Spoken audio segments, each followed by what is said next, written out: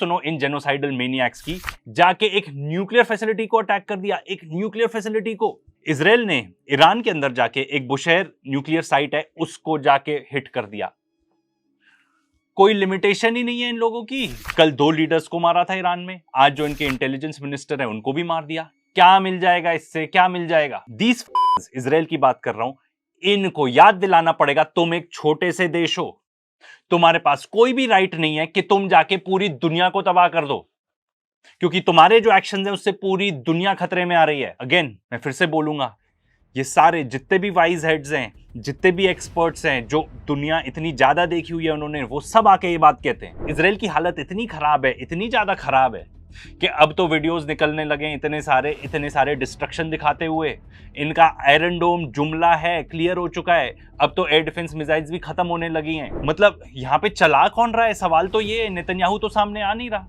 उसने ये video post किया था जब उन्होंने अली लारिजानी को मारा था, ठीक है, उसके बाद आके कि हमने ये कर दिया वो कर दिया। ये भी एआई है, इसकी एक अंगूठी है, वो आती जाती रहती है। एंड इतना बुजदिल, इतना कमजोर है ये देश के एक आदमी के मरने से, उसको मर गया तो बता दो ना, या जो भी हुआ बता दो, क्या हो जाएगा?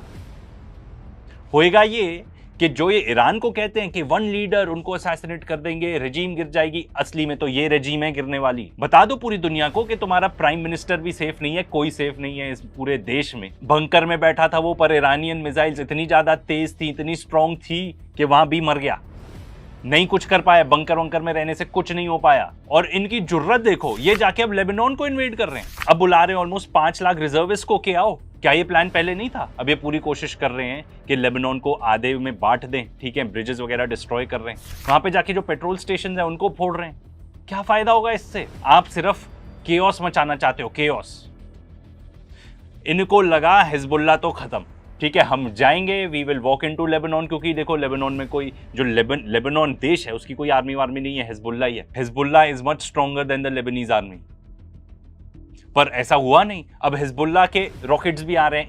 इनकी इतनी लंबी चौड़ी मिसकैलकुलेशन होगी, उनको लगा हिजबुल्लाह खत्म, पर अब इनको ईरान से भी मिसाइल्स आ रही हैं, हिजबुल्लाह से भी मिसाइल्स आ रही हैं। एंड क्या कर रहे हैं ये लोग? जाके लेबनान में लूटपाट जो इन्होंने गाजा में मचाई, वैसे ही लूटपाट मचा रहे हैं, ठीक है, और अपने वीडियोस भी दिखा रहे हैं। ये देखो, ये देखो, ये है इनकी असलियत। सड़क छाप गुंडे, टेररिस्ट, आप ये सब वर्ड्स ना इनके लिए जस्टिफाइड नहीं है, ये लायक ही नहीं है इस दुनिया में रहने के।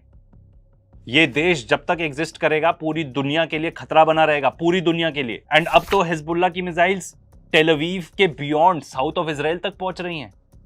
बहुत भारी मिसकैलकुलेशन हो गया इनका, बहुत भारी, ठीक है। अब इन्होंने रिजर्विस्ट को बुलाया है। मैंने जितने भी एक्सपर्ट्स हैं उनकी जो कॉन्वर्सेशन सुनी है, एंड खास तौर पे स्कॉट रिटर के तो हमने काफ़ी इसमें यूज़ किए हैं। I would really encourage you कि आप जाके ये वाला पर्टिकुलर पॉडकास्ट देखना, इनका ये वाला इंटरव्यू देखना। मतलब इतने कड़वे सच हैं इसके अंदर, इतने कड़वे सच हैं खास तौर पे इजराइल के बारे में। एंड देखो, हम बोलते रहें it doesn't matter that much, but जब एक अमेरिकन एक्स मरीन आके ये सब असलियत बता रहा है, तब आपको पता चलेगा कि भाई इजराइल की असलियत क्या है। एंड जितने भी एक्सपर्ट्स के सुने हैं हमने इंटरव्यूज, ठीक है, सब ये बात बता रहे हैं कि सुसाइड होगा इजरायलीज के लिए, मार खा रहे हैं, बहुत बुरी मार खा रहे हैं हिजबुल्लाह से। वो इनका कहना है आने दो, इकट्ठे आने दो, कितने भी 4.5-5 लाख इजरायलीज इकट्ठे आएंगे, मुंह की खाएंगे, कितने सारे लोग मारे जाएंगे।